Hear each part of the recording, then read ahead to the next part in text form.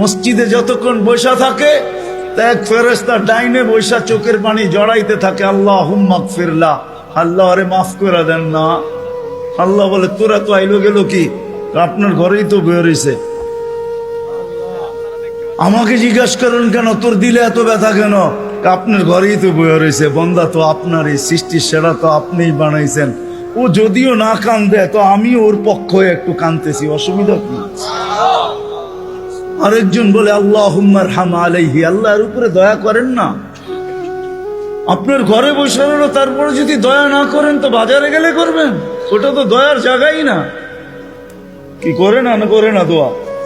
যতক্ষণ মসজিদে বসে থাকে আরেকজন নামাজের সওয়াব লিখতে থাকে।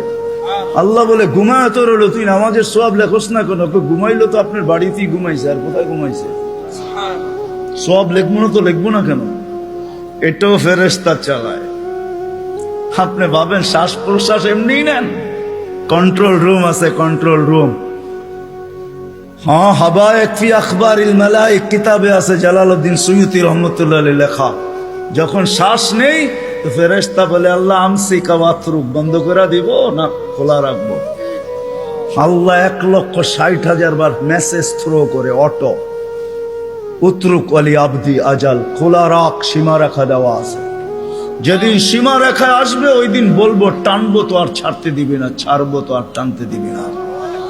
বিনা দ্বিধায় 1,60,000 বার শ্বাস প্রশ্বাস নিতেছি। আসেন একটু ভাবি। সুর তো আমার কাছে নাই যে আমি আপনাদেরকে পাগল করব।